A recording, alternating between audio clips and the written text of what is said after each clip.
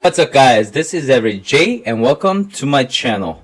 The market is continuously being very volatile and looking like it cannot decide on which way it wants to go. But we still need to find the best stocks to go long and need to make some money from them. Right now I'm into 9 different trades that was mentioned in this channel, and 8 of them just recently came into the buy zone, and one of them, which is Twitter on the screen right here, is hitting the target right now.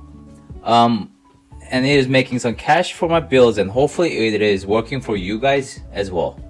Let's see if this week's pick will also work out for us, and without further ado, let's get into the charts. And let's look at the futures market first. Nasdaq is holding up on top of its diagonal support line, but it is looking pretty weak in my opinion right now. It needs to break above $13,790 mark as soon as possible right here for it to move up. But as of right now, many investors are looking like selling off due to disappointments of it being not able to turn positive on Friday. So watch out for the break below of 13,220 mark. And if it does, you want to watch it at least hold its trend line here.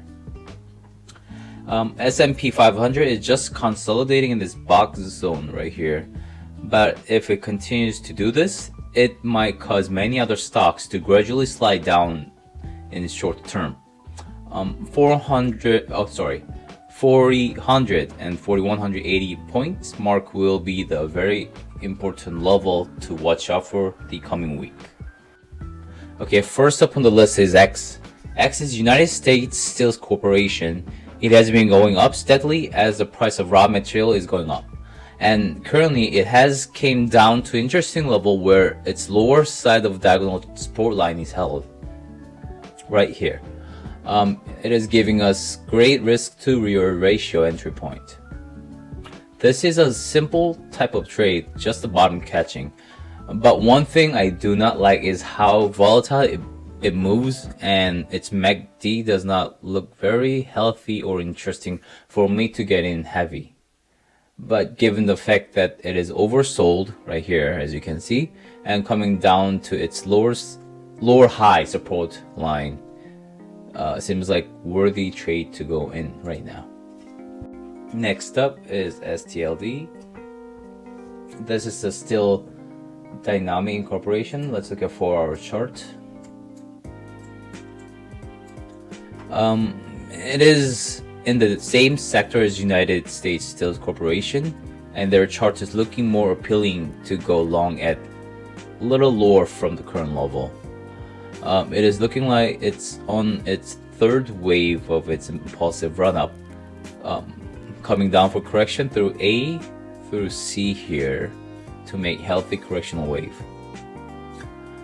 If the levels around C is held, I would like to see MACD turning its head upward just on top of the red bars, and also would like to see RSI bounce right around the lower end of the channel here.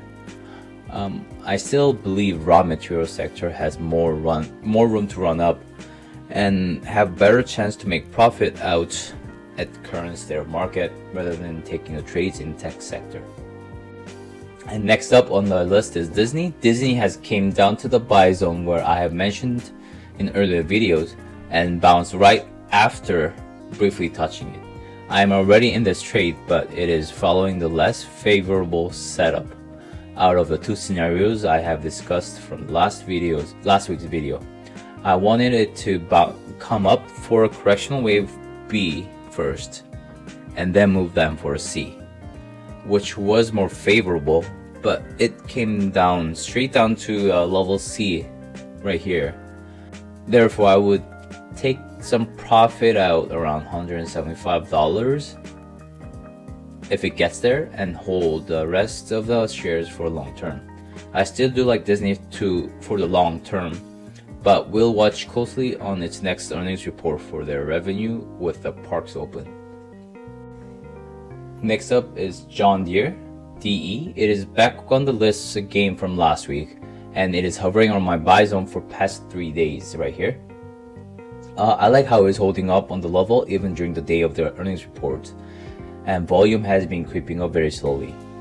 It is still in for pretty good buy zone, and risk to reward ratio is nice in my opinion. Due to the low level in RSI and its recent correction even before the earnings reports right here, which the price action might have been already priced in a bit.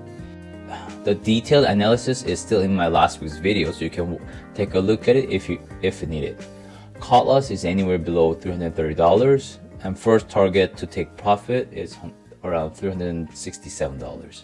Next up is Dish. Dish Network is coming down for a correctional wave, and if it comes a bit more down to where I would assume wave C would land at, it seems like a great entry level for a stock, in my opinion. But since it had massive run up in the single day recently, which was around April 21st, I would have a cut loss if it gets lower than $41. But since it is quite oversold in daily charts, but its share price is holding up pretty well, I would be pretty comfortable to get into this trade. Next up on the list is CRM, Salesforce.